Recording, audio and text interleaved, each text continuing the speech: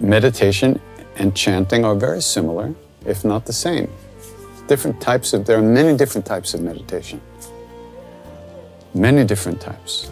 And they all emphasize different aspects and different techniques, ways to enter into the deepest place within us.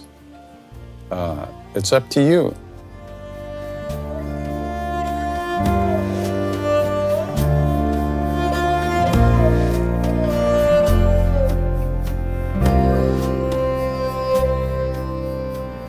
Welcome to the Krishna Das Pilgrim Heart Hour. In this podcast, Krishna Das shares his warm-hearted and down-to-earth path to the divine. If you are interested in supporting Krishna Das's podcast, please go to BeHereNowNetwork.com/KD.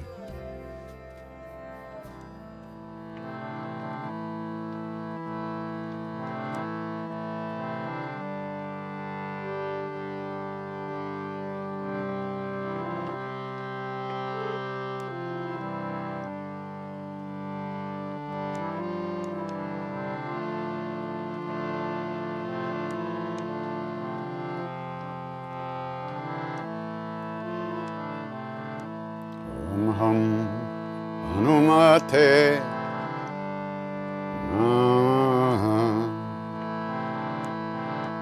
Om Hanumate Namaha.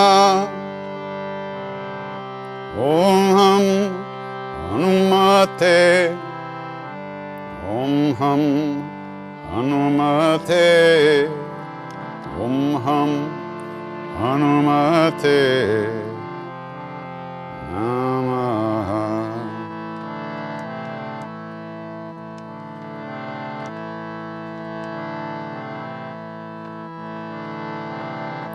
Om Hanumate Namaha. Om Hanumate Namaha. Om Hanumate. Om Hanumate. Om Hanumate Namaha.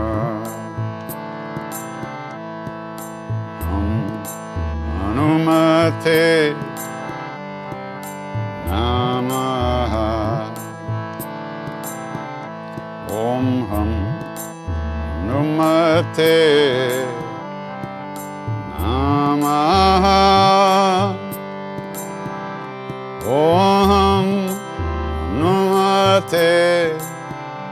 Om Hanumate. Om Hanumate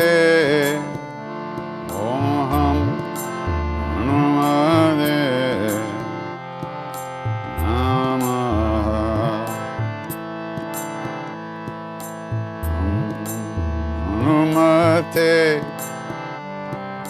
Namaha. Om Hanumate Namaha. Om Hanumate. Om Hanumate. Om Hanumate Namaha.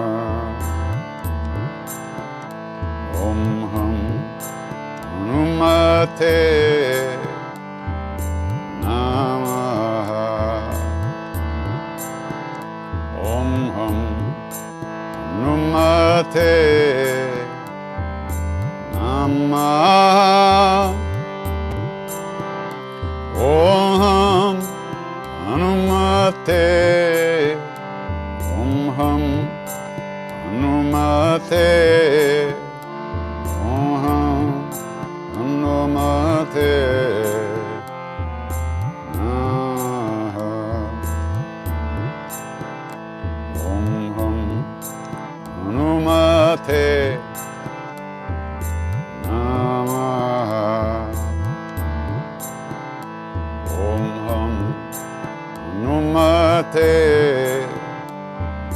Namaha Om Hanumate Om Hanumate Om Hanumate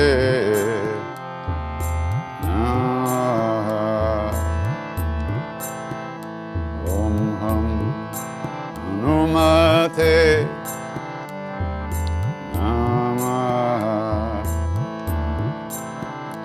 Om Hanumate Namaha Om Hanumate Om Hanumate Om Hanumate Namaha Om Hanumate Namaha Om Hanumate Namaha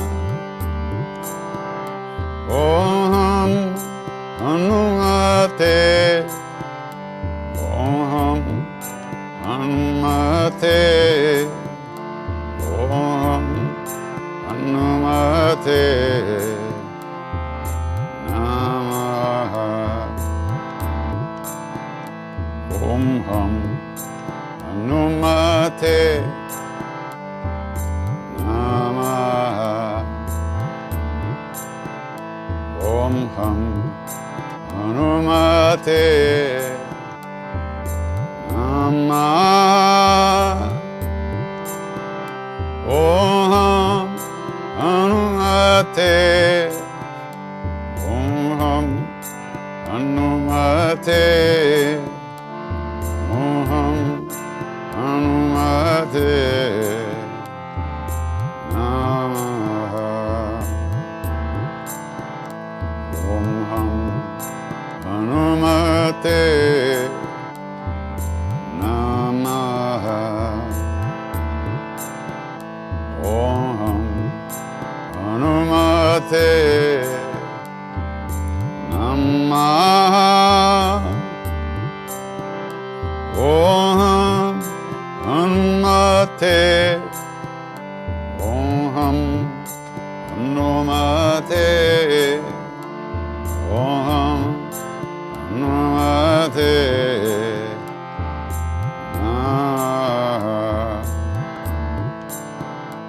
Om Hanumate Namaha Om Hanumate Namaha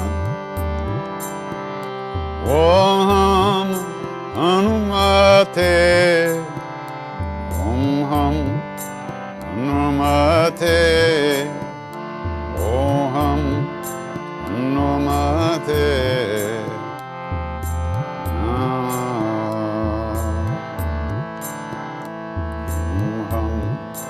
Hanumate Namaha Om Hanumate Namaha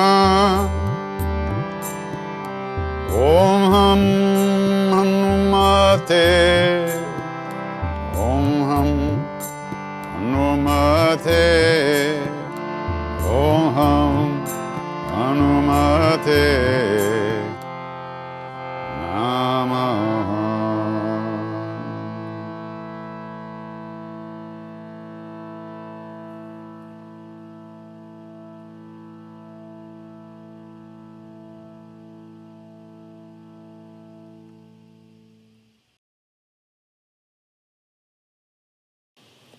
Questions? Is chanting a form of medication? Chanting is a form of medication, yes. Yes, no. Chanting is a form of meditation. Is it necessary to do meditation if you do chanting? I don't like that word necessary. It sounds like you're taking medicine. It's not really like that, although it is. One has to do what one has to do. No, you don't have to do anything if you don't want to. And if you don't plant the seeds of the things that you want and the qualities that you want to develop, they won't develop. Meditation and chanting are very similar, if not the same. There are many different types of meditation. Many different types.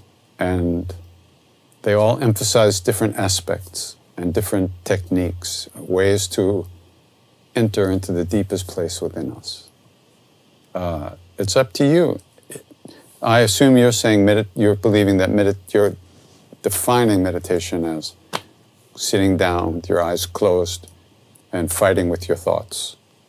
Whereas chanting is you're singing and not paying any attention at all. So neither one, if you do like that, is going to be very helpful. It's all about attention.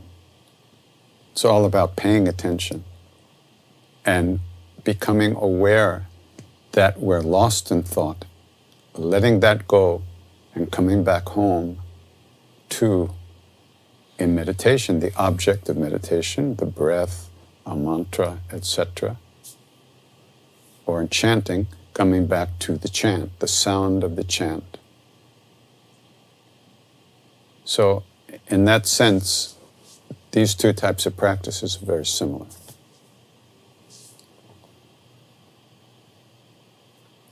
KD, when the meditation teacher told you to figure out why you didn't give 100% of yourself to anything, did you figure it out?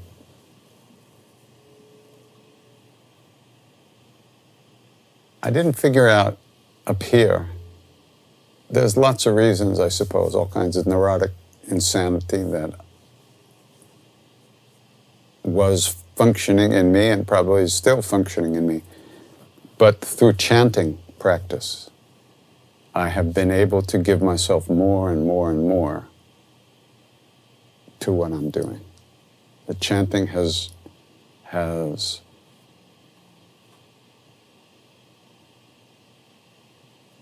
rewired me and fixed up some of the faulty connections in me. And it has allowed me to be able to give myself quite intensely to what I am doing, and especially chanting. When I first heard the chanting in India, I knew that I could do this. This was something I could really do. I mean, and doing that has changed my life. It's changed everything I do. So yes, the answer is, it figured itself out through the practice. I didn't figure it out. I didn't think, that's why, now I can do it. No, I just got into chanting more and more and more and more. And my life has changed around that.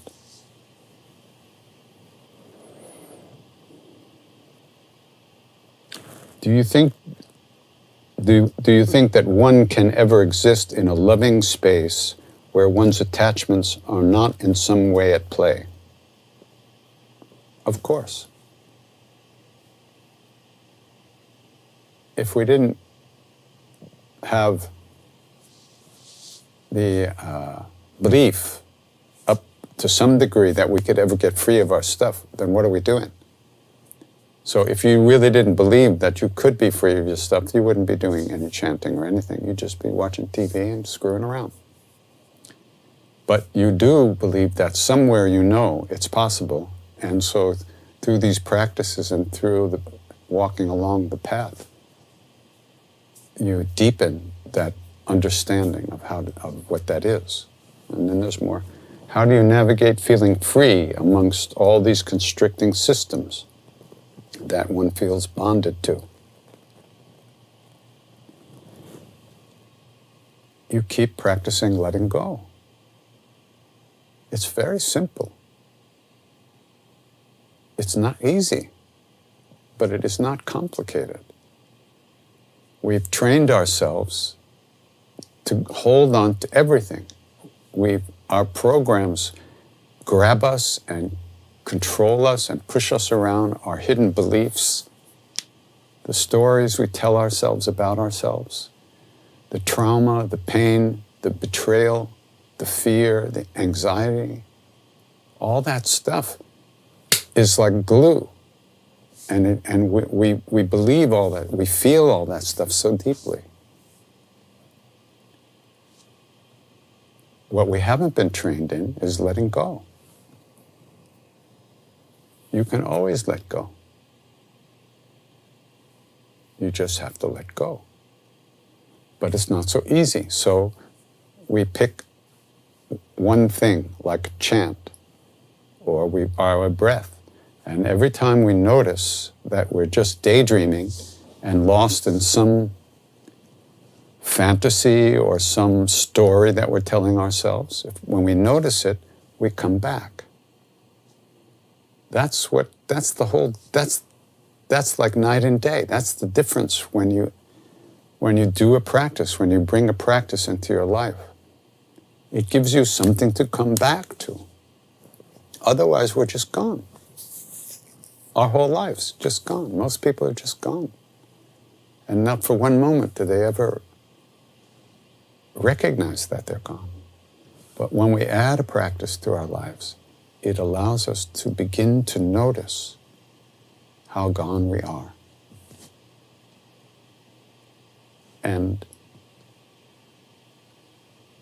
noticing that, we naturally do not like the fact that we don't have a vote.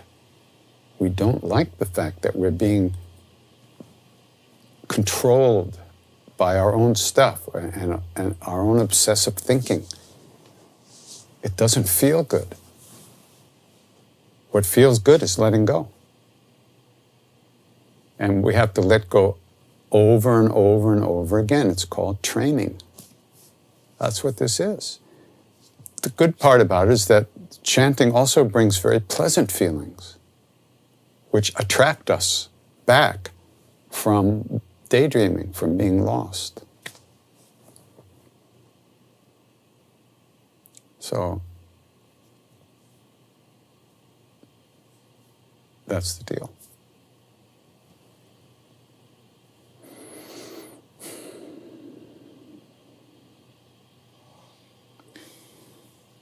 Hi, KD. Maharaj-ji said, according to Ram Dass, that one should be honest and love everyone. I find that I'm pretty good at being honest, but I'm horrible at loving anyone, everyone.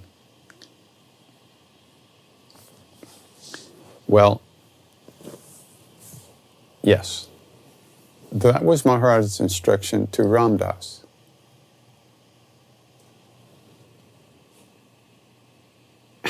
He never told me to love everyone. But yes, those are good instructions, and yes, it's very difficult. In fact, Ram Dass said to him at the moment, he said, Ram Dass, love everyone and tell the truth. So Ram Dass said, the truth is I don't love everyone. And Maharaj-ji said, Ram Dass, love everyone and tell the truth. And Ram Dass recognized that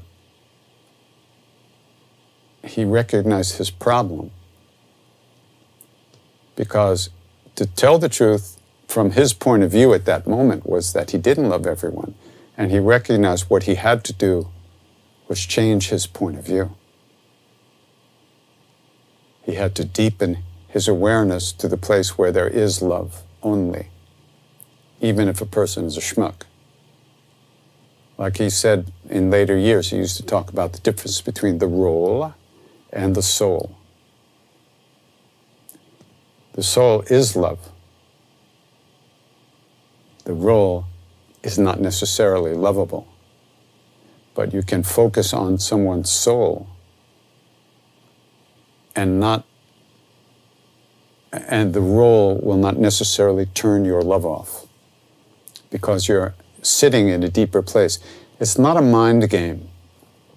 Don't think that you can never love everyone. Your ego will never love everyone because your ego is threatened by other people or wants things from other people and is not getting them from other people, etc., etc., etc., etc. So your ego will always be fighting and separate and not loving everyone. Your soul loves everyone already. So this is not mind games. This is not manipulating your emotions. This is finding reality. That's what Maharaj-ji was talking about. When you know the truth, we are all one, and there is only love. Our work is to deepen our awareness. And so when we're chanting, when we notice that we're gone and we're daydreaming or thinking about something or telling ourselves some kind of story, we let go and come back to here. And the more we do that, the more we let go, the deeper and the more open this present moment gets. And ultimately, this present moment and this presence is everywhere, and everyone's in it. And that's when love is everywhere. It's not here, it's here. And it's the fruit of practice, and it's the fruit of grace. And if we're doing practice, we already have the grace. Otherwise, we would not be paying attention to this stuff at all. So yeah, it's not easy, but you're not supposed to try to talk yourself into it. That never works for me. That's like people who go around, I'm wonderful, I'm great, I'm happy, I'm strong, I'm this. I understand the technique of positive thinking. But all you're doing is covering up your fear, your anger, your shame, your guilt, and all the negative things you really believe about yourself. You're not really letting go of them. This practice cleans the mirror of the heart. It cleans the mirror of the heart. When the heart is covered with dust, when the mirror of the heart is covered with dust, the reflection is not accurate. It's not true. We only see rolls when the mirror is covered. When the mirror is cleansed and cleaned, it reflects reality, and then we see souls. Then we love everyone. It took Ram Dass a long time. And by the end of his life, he spent most of the time in that love. But we're talking 50 years and 20 years in a wheelchair and dealing with incredible suffering and pain, physical pain. And he practiced, he dedicated himself, committed himself to finding that love, and he did. So it's not a button you push, it's your whole life. If this is what you want, you'll get it. But you have to work for it. It's practice, spiritual practice, spiritual work. And on one hand, we're all on that path. So,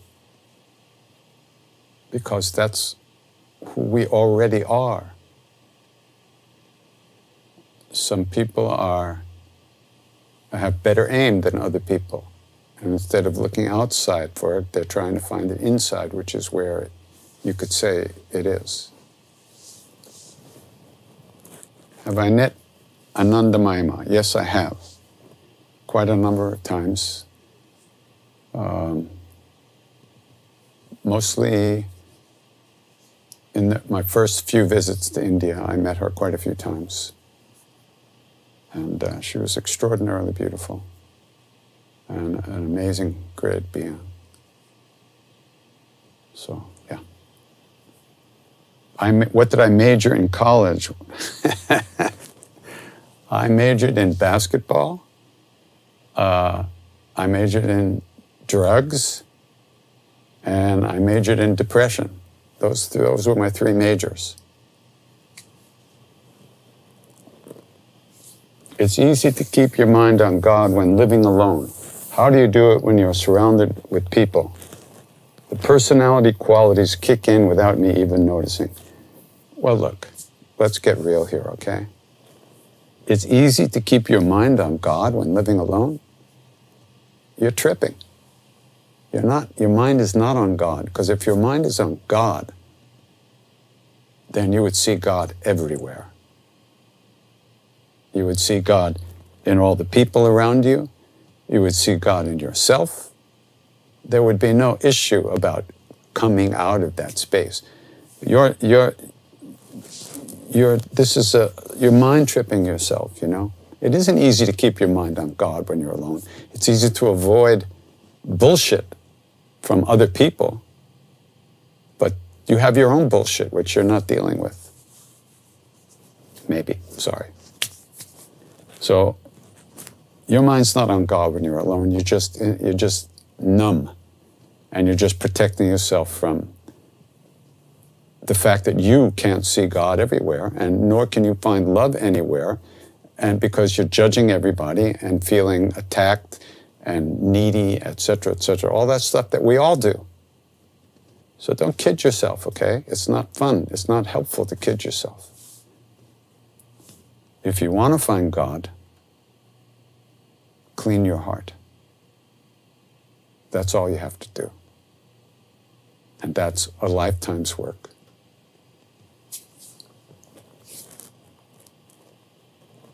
What's the difference between sadhana and samadhi? Well, they sound similar, but sadhana means spiritual work, and samadhi is a state, you could say it's a state of higher consciousness. It has many meanings, but you could say it's a meditative state that's more free of suffering than our usual state.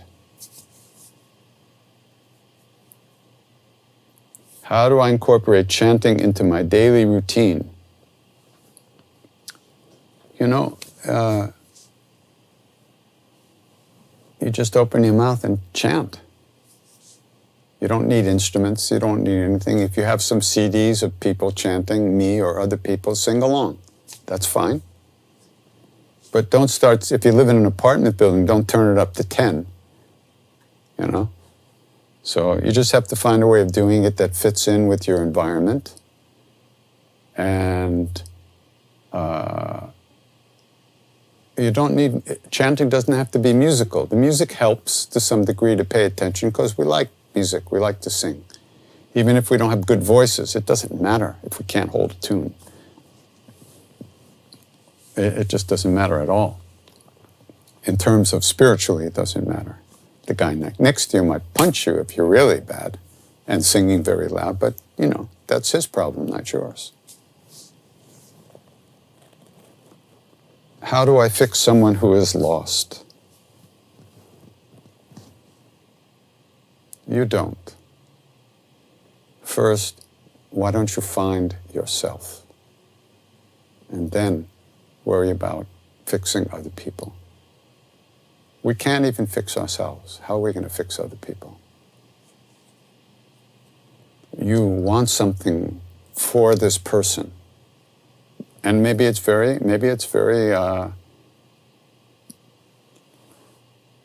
compassionate desire that this person be free of suffering and find themselves and find happiness.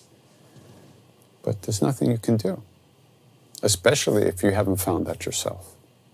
So first, find it in yourself, which might take, the rest of this life, and then, you share that with other people if they want it.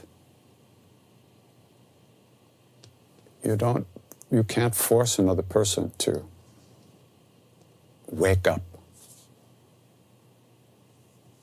If a person wants to sleep, they have every right to sleep. They themselves have to have the desire to wake up. There's nothing we can do. You can love that person by allowing that person to be who they are and not wanting them to be different. And maybe, just maybe, they will feel something from you that touches a place in them. But if you want that to happen, it won't happen. Just let them be who they are and relate to them the way they want to be related to. And don't demand that they be anything other than who they are. That's not compassion at all. And the issue is that you yourself, we ourselves, have to find it first. So, when you say letting go, do I mean our ego and our judgments? Well, absolutely. And everything else. When I say letting go in the context of meditation or chanting, it's very specific. You sing, and when you notice that you're not paying attention to what you're actually even doing, then you just come back to the singing. That's letting go. You've let go of whatever it was you were thinking of or feeling or imagining or dreaming about. And since the ego is nothing but thoughts, as we release these thoughts, the so-called ego gets a little thinned out, a little more transparent over time. So that's basically what I'm talking about. I'm not necessarily talking about psychological letting go of our issues and stuff like that. That will happen to some degree more easily as you develop the ability to let go in meditation. That ability will spread to the rest of your life and make it easier to deal with difficult issues that come up. They won't grab you and engulf you so totally.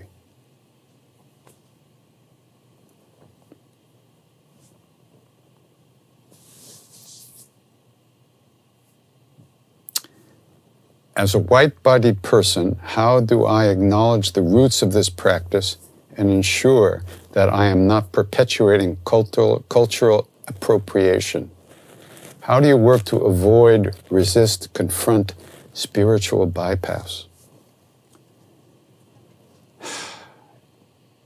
Why do you think the great beings that discovered these practices, why do you think they share them with anyone who comes? Because they are dedicated to removing suffering and relieving suffering in this world, regardless of race, color, religion, anything. They are dedicated to relieving suffering. What I received in India to help me, I'm just passing along because that's what it's for. I'm not appropriating anything. I'm not bypassing anything. I'm dealing with my shit as I was taught to do by my teachers in India and other places in the world. So I can't even relate to that question. It makes no sense to me. The reason that we do these practices is to help ourselves and help others. I don't understand what's cultural appropriation about it. Maybe I'm just stupid, maybe I'm just too fucking old, I don't know. But all I know is I am doing what my teachers want me to do. And I am sharing what they've asked me to share. They didn't kick me out because I had white skin. India, dark-skinned people. They didn't kick me out because they invited me in and they shared with me the jewels that they have and created the situation for me to share that with whoever comes. So that's all I can say about it. Maybe I'm missing something. But from where I'm sitting, that's what it looks like. The skin is a millimeter or a half a millimeter thick. My guru used to go like this. All the time. All one. This was his teaching. Love everyone. All one. Serve everyone. That's what I'm trying to do, as he taught and shared. So that's all. I don't know what more to say about it.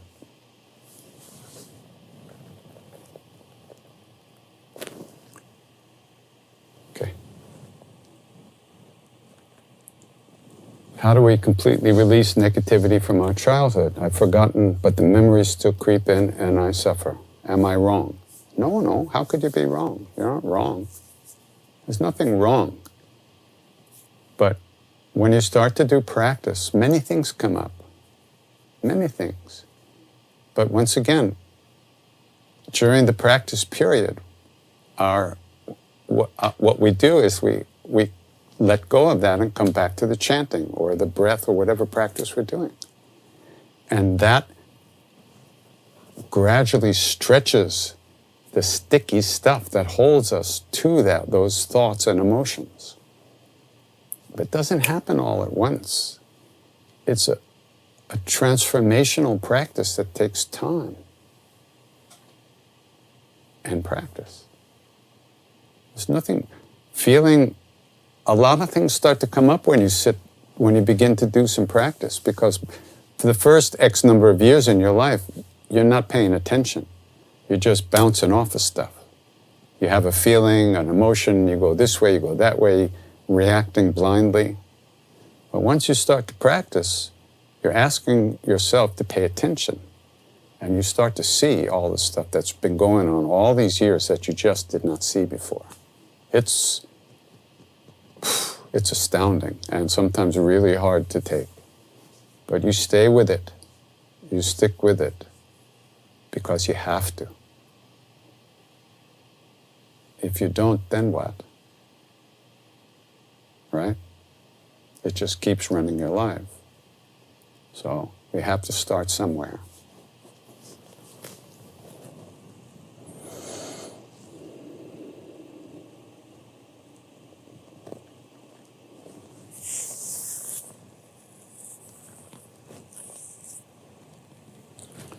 In Canada, we uncovered mass unmarked graves for students in residential schools. They were abducted by the Catholic orders and the RCMP, which is like the FBI of Canada. I experienced such rage at the colonial system. Was there any mention of colonialism while in India? Well, before we get to India, yeah, I know about that. Some years ago when Bernie Glassman organized the first Zen peacemakers retreat with the Native Americans in the Lakota Sioux and Pine Ridge Reservation. There was this period where anyone could come up to the microphone and share something with the group. Now, in the history of the Western areas, there were schools set up for the Native American kids, and they were taken from their parents, and they were brought to these schools, boarding schools, and they were forbidden to talk their native language.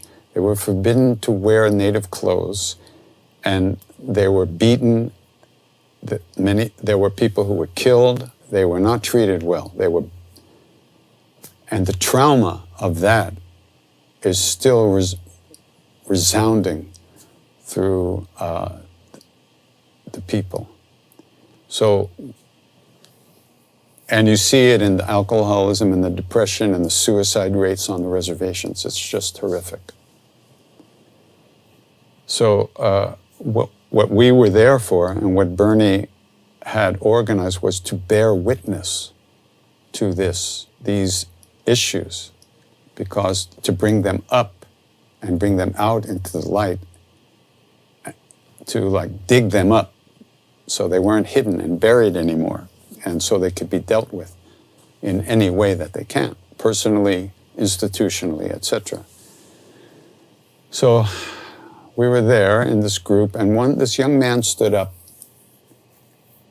and he started to talk, and his voice was trembling. And he said openly to this group of people, many of which were Native Americans, he said that it was his great-grandfather that set up the school system, one of the biggest school systems for the Native American kids, children.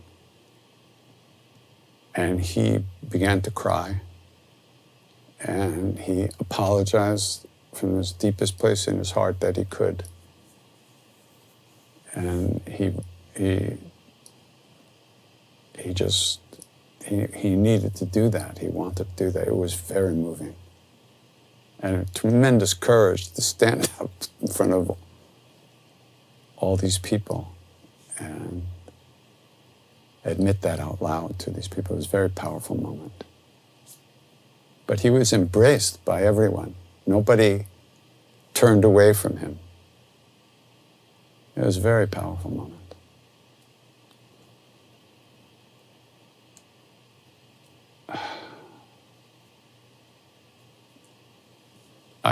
Institutions bring out the worst in everyone, so anyone who's involved, pretty much.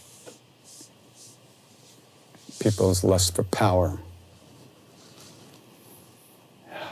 can really be horrific. So in India, very complicated in India.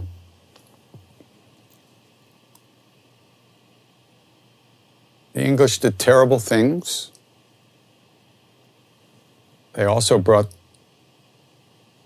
India, in some sense, into a more modern world.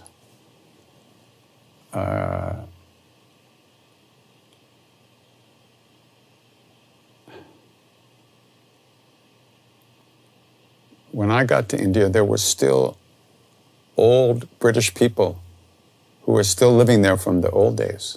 Now they've become very old, especially up in the hills. I met quite a few.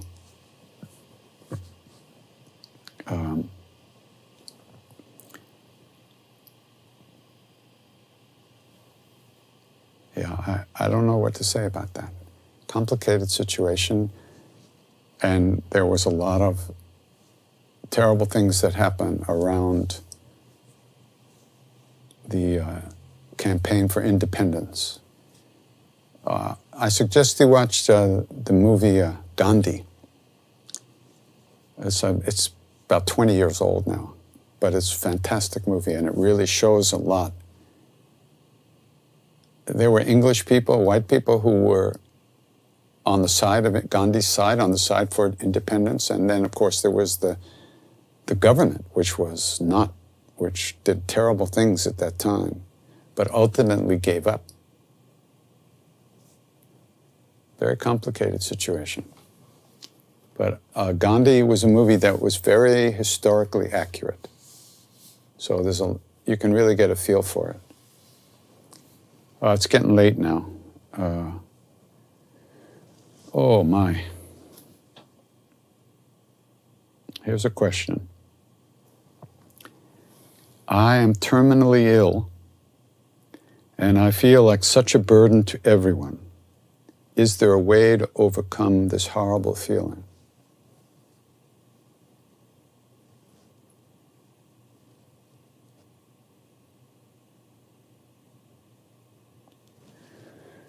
Well, sorry to hear that. Sorry for your situation. All I can do is share about Ram Dass, who spent 20 years in a wheelchair, more than 20 years. And after he understood that he needed help. to get through the day. He needed help.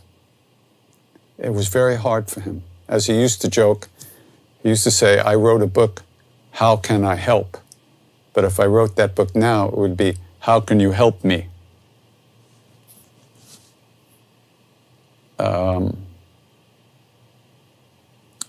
This is the karma of the situation.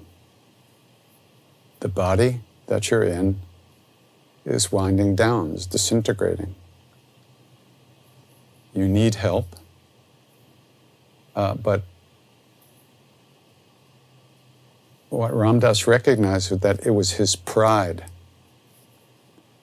that could not accept help easily. And so he worked with that for many years, and he really overcame that kind of pride, to allow others to help you, to recognize this is the way it is. It's very difficult, obviously, and very painful. But you would be helping others by allowing them to help you. You would be helping others by freeing yourself of what did you call here? Of the feeling of being a burden. There's nothing better we can do as human beings than to help another human being. Now, maybe the people around you aren't into that. Maybe there are not those kind of people around you who care enough to take care of you. But to feel that you're a burden is part of your own self-loathing and part of our own inability to give love and receive love, simply. So please, relax. Let it be as it is. Allow others to help you. By you making it a burden, that creates suffering for them, which is not what you want to be doing. You don't want to do that, I know. So the more relaxed you get about it, the easier it will be for other people.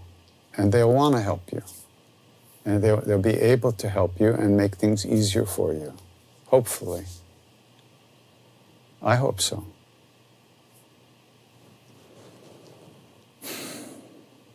I wish you well on your journey.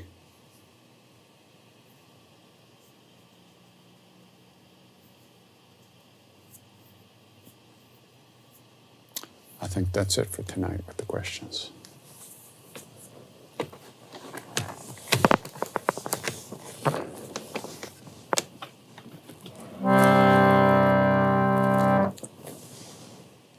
So,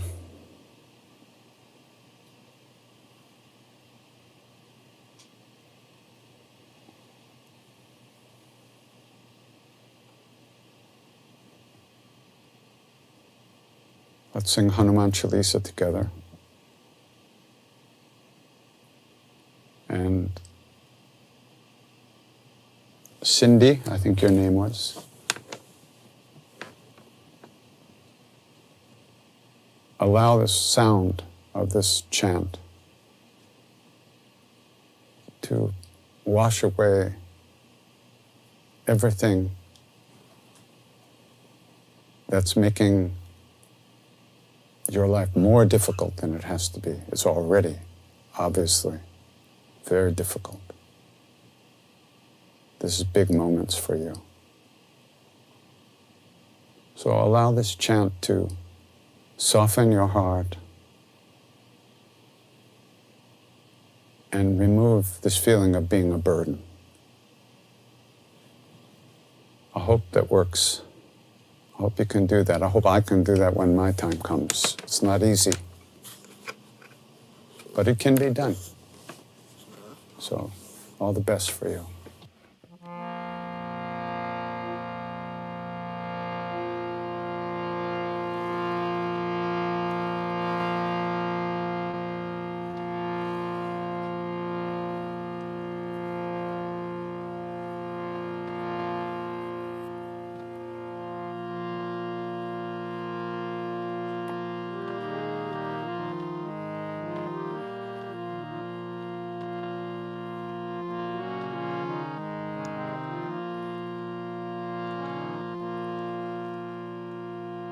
Shri Guru Charan Saroja Raja Nijano Mukura Sudhari Varano Raghubara Bimala Jasu Jodaya Kupalachari Buddhihin Tanu Janike Sumiram Pavan Kuma Syaram Palabuddhi Vidya Dehu Mohi Varuhu Kales Bekar Syavara Ramchandra Pada Jai Sharanam Jaya Hanuman Jnana Gunasar Jaya Kapi Sati Loka Puja Ramadurta Tulita Baladhan Anjani Putra Pavan Sutana Mahavira Bikram Bajarangi Umati Nivar Sumati Kesang Kanchana Varana Viraja Subesa Kanana Kundala Kunchita Kesa Matbaju Urdvaja Viraja Kande Munja Jane Usaja Shankar Suvana Kesari Nandan Eja Pratapa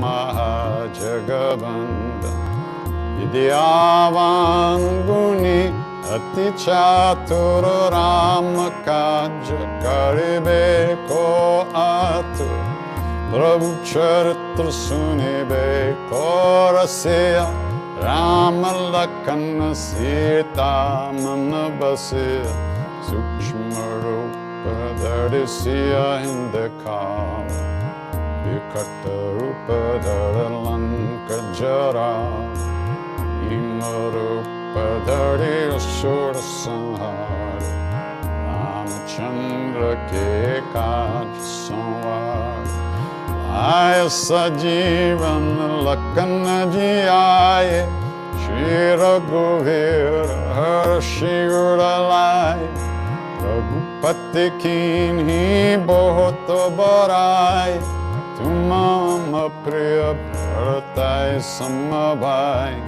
Sasavadam Tumharo Jasagav Asakahi Shri Pati Kanta Lagav Sanakadika Brahmadi Munis Narada Sharada Sahita Ahisa Yamakumbera Digapala Jahante Kabiko Biddakai Sake Kahante Maupakar Sugriva Hinkinha Rama Melaya Rajapadadina Maro Mantra Bibhishanama Lankeshwara Bhai Sabba Jagajana Yuga Sahasra Jojana Paraban Yotahi Madhura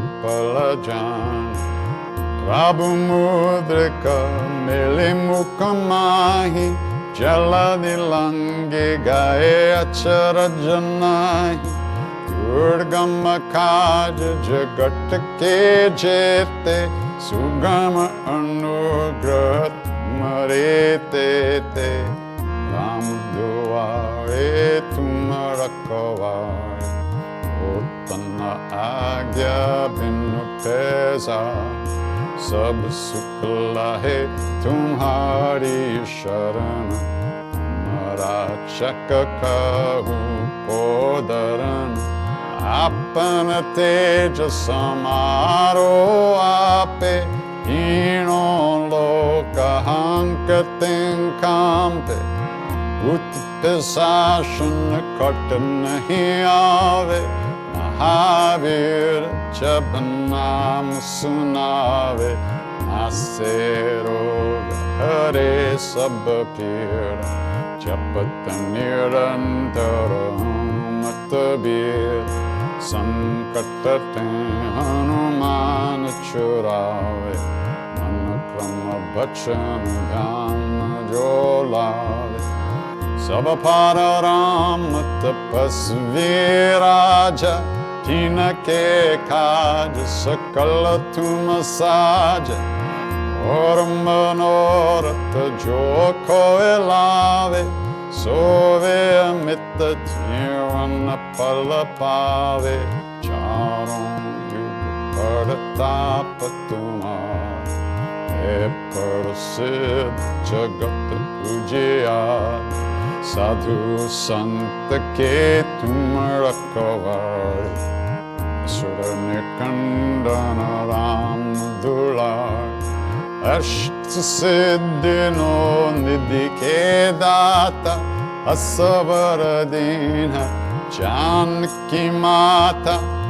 Ram रसायन तुम्हारे पास, सदा रहो रघुपति के दास।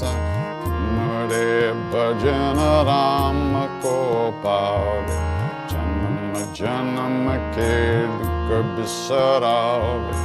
अंत काल रघुबर पुर जाई, जहाँ जन्म हर भक्त कहाई। और देवता चित्त न डरे, हनुमत से सर्व सुख करे। संकट कटे मिटे सब पीरा, जो सुमेरे हनुमत बलबीर। जय जय जय हनुमान गोसाई, कृपा करो गुरुदेव की नाई। जो सत बार पाठ कर कोई, चित ही बंदी महासुख होय। जो यह पर हनुमान चालीसा, होय सिद्धि साकी गणेश। तुलसीदास सदा हरि चेरा, कीजे नाथ हृदय महादेव। पवन तनय संकट हरन, मंगल मूर्ति रूप सिया राम। राम लखन सीता सहित, हृदय बसहु सुरभूप। सियावर रामचंद्र पद जय शरणम। मंगल मूर्ति मारुत नंदन, सकल अमंगल मूल निकंदन। मंगल मूर्ति मारुत नंदन, सकल अमंगल मूल निकंदन। श्री राम जय जय राम। श्री राम जय जय राम। श्री राम जय जय राम। श्री राम जय जय राम। श्री राम जय जय राम। श्री राम जय जय राम। श्री राम जय जय राम। श्री राम जय जय राम। श्री राम जय जय राम। श्री राम जय जय राम। श्री राम जय जय राम। श्री राम जय जय राम।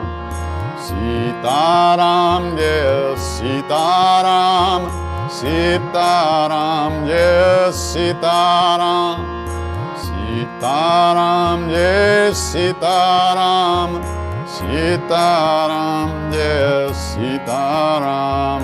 श्री राम जय जय Ram.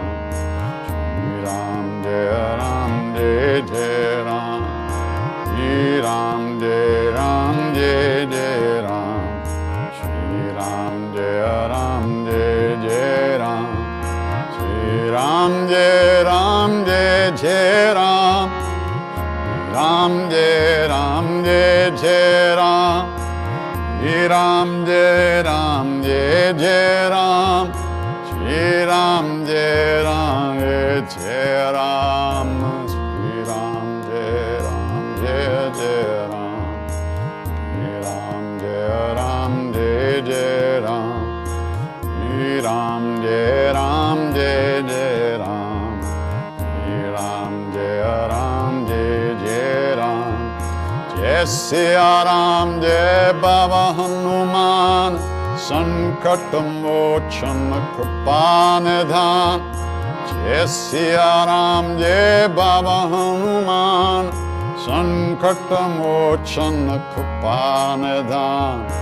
Shri Ram, Jai Ram, Jai Jai Ram, Shri Ram, Jai Ram, Jai Jai Ram, Shri Ram, Jai Ram, Jai Jai Ram, Shri Ram, Jai Ram, Jai Jai Ram, Shri Ram, Jai Ram, Jai Jai Ram, Shri Ram, Jai Ram, Jai Jai Ram, Ram, Jai Ram, Jai Jai Ram, Shri Ram, Jai Ram, Jai Jai Ram.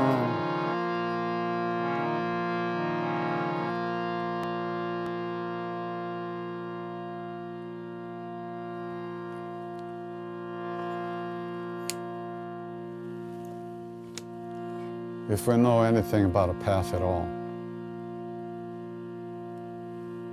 if we know that there might be a way to live in this world in a good way, with an open heart and without fear, it's only because of the great beings that have gone before us. Out of their love, out of their kindness, they left some footprints for us to follow. So, in the same way that they wish for us, in the same way that they wish for us, we wish that all beings everywhere, all of us be safe, all of us be happy, that all of us have good health and enough to eat. And may we all live in peace and at ease of heart,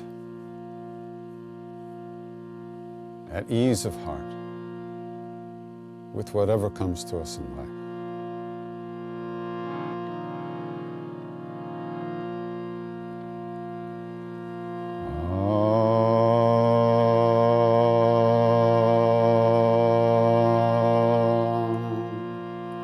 Chanting, chanting, chanting.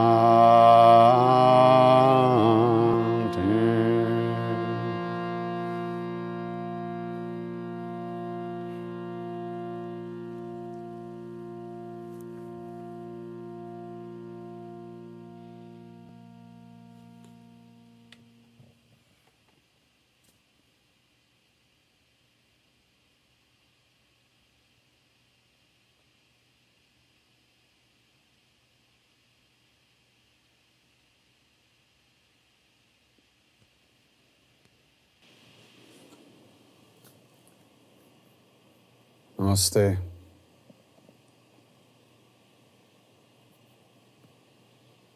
Be well. Take care.